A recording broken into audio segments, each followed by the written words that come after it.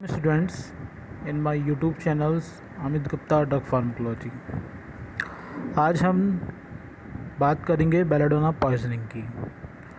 Last topic हमने देखा था आपके लिए एंटीकोलिनर्जिक ड्रग्स, जिसमें हमने फार्माकोलॉजी ऑफ एट्रोपिन पूरी डिस्कस की थी। तो हमने पहले उस टाइम बताया था कि एट्रोपिन होता है, ऑप्टेन होता है बेलाडोना से, एट्रोपा बेलाडोना या फिर आपका एट्रोपा हायोसामस जिसे हम धतूरा बोलते हैं उससे ऑप्टेन होता है। और जो अगर हम एट्रोपा बेलाडोना या फिर हम धतूरा को कोई पेशेंट या कोई पर्सन ज़्यादा क्वांटिटी में खा लेगा तो उसके कारण जो पॉइजनिंग होगी उसे बेलाडोना पॉइजनिंग होगी। यानी इसमें क्या होगा कि मस्करिन के इफेक्ट होंगे या एस्टाइलकोलिन के इफेक्ट होंगे, सप्रेस हो जाएंगे और हायर अमाउंट में एस्टाइलकोलिन के रिस्पॉन्स जब सप्रेस हो जाते हैं तो उस कंडीशन में एक टॉक्सिसिटी क्रिएट होती है, बहुत हार्मफुल इफेक्ट प्रोड्यूस होते हैं और उस सिचुएशन को हम बोलते हैं बेलाडोना पॉइजनिंग। ठीक है, तो आप डिस्कस करते हैं बेलाडोना पॉइजनिंग के लिए। बेलाडोना पॉइजनिंग में occur due to drug overdose और consumption of seeds berries of belladonna dhatura plant. Children are highly susceptibles. अगर बेलाडोना पॉइजनिंग की बात करें, ये कभी हो सकता है या तो ओवरडोज हो जाए ड्रग की, जैसे एट्रोपिन की ओवरडोज हो जाए, या फिर जो बेलाडोना के सीड्स हैं, बेरीज़ हैं, उसका कंजप्शन कोई कर ले हायर अमाउंट में, जैसे हम धतूरा बोलते हैं प्लांट्स का, तो उस कंडीशन में जो पॉइजनिंग होगी that is the belladonna poisoning. और चिल्ड्रन होते हैं वो हाईली ससेप्टेबल होते हैं, उनको पता नहीं होता है, वो कभी कभी धतूरा जैसी कंडीशंस को चीज़ों को खा लेते हैं या उसके किसी पार्ट्स को खा लेते हैं। ठीक है, the following symptoms of belladonna poisoning के क्या क्या सिम्टम हो सकते हैं। जो हमें एंटीकोलिनर्जिक के इफेक्ट आ रहे थे उसके सीवियर इफेक्ट जो होंगे वो सब क्या होंगे, साइड इफेक्ट या सिम्टम्स हो सकते हैं। ड्राई माउथ, क्योंकि सिक्रेशन सब कम करते हैं, तो ड्राई माउथ जैसी कंडीशन, जब माउथ ड्राई हो जाएगा, सलाइवा नहीं होगा, तो difficulty in swallowing and talking, swallowing किसी चीज़ को निगलने में और बोलने में दिक्कत होगी।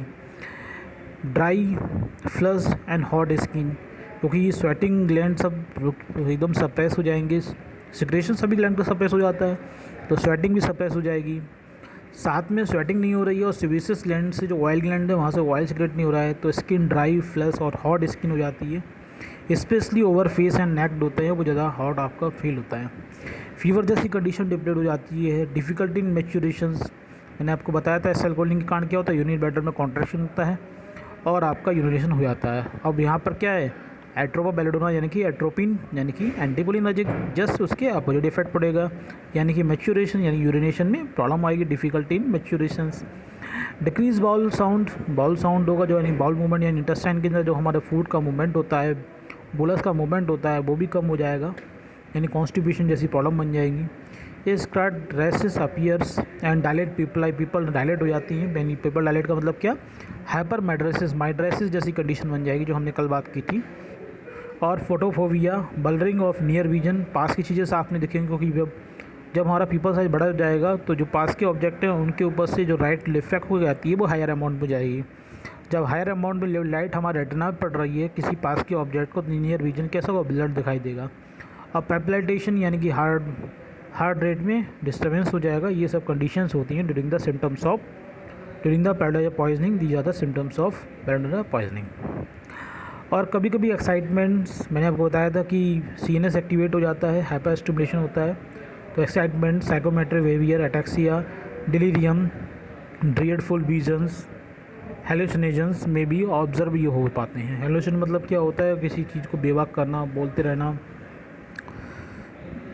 ठीक है, और इसके अलावा hypotension, weak and rapid pulse कम हो जाएगी। कार्डियोवैस्कुलर कोलैप्स हो जाएगा with respiratory depression, respiratory proper तरीके से डिप्रेस हो जाएगा, रेस्पिरेशन की प्रॉब्लम हो जाती है।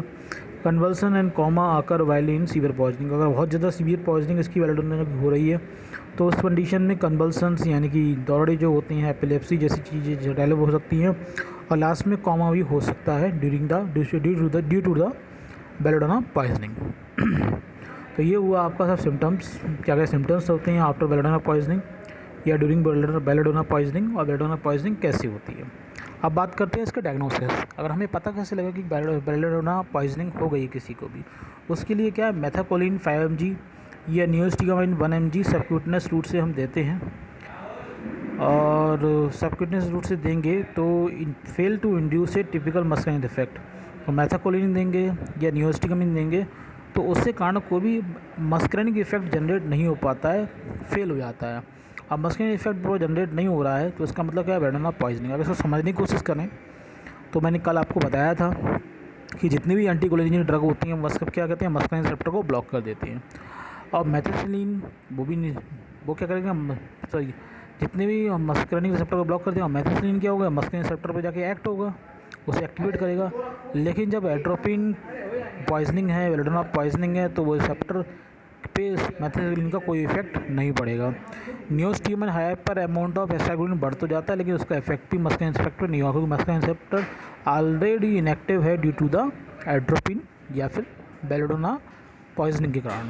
ठीक है, तो अगर वो मेथिसिलिन और नियोस्टिकामिन देने के बावजूद भी कोई मस्कुलिन इफेक्ट जनरेट नहीं हो रहा है तो इसका ये इंडिकेशन है कि उस पेशेंट को बेलेडोना पॉइजनिंग हो सकी है। ठीक है, अब बात करते हैं ट्रीटमेंट की। क्या ट्रीटमेंट हम अप्लाई करें for the belladonna poisoning. If the poison has been ingested, गैसी lavage should be done with tannic acid. अगर किसी ने मतलब बेलेडोना को निगल लिया है, खा लिया है, तो गैसिड लीवेज यानी कि गैस्ट्रिक से जितना कंटेंट है उसको हम बाहर निकालने की कोशिश करेंगे by vomiting.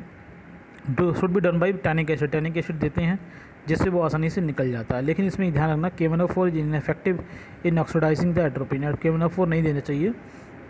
KMNO4 potassium permanganate क्या होता है, उसे ऑक्सीडाइज कर लेगा एट्रोपिन को, तो वो आसानी से गैसिड लीवेज नहीं हो पाएगा। इसके लिए हमें टैनिक एसिड ही देना पड़ता है।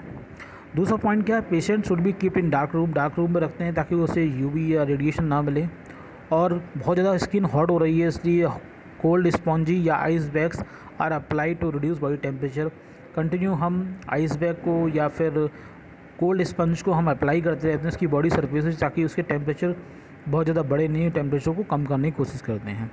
इसके अलावा एंटीडोट की बात करें, या एंटीडोट में जो है वो आपका सिगोस्टिकामीन देते हैं। सिगोस्टिकामीन 1 से लेकर 3 mg तक सबक्यूटेनियस रूट से या IV रूट से देते हैं, जो वो एंटागोनाइज करेगा both central and peripheral effect of atropine, उसको एंटागोनाइज करेगा। But has been found to produce hypotension and arrhythmia in some case. अगर लेकिन इसकी ज़्यादा डोज के कारण कभी कभी ऐसा होता है कि हाइपोटेंशन और एरिथीमिया के केसेस भी कभी कभी ये चीज़ें नज़र आती हैं। एरिथीमियास मैं आपको बता दूँ, एरिथीमिया आप पढ़ा भी होंगे।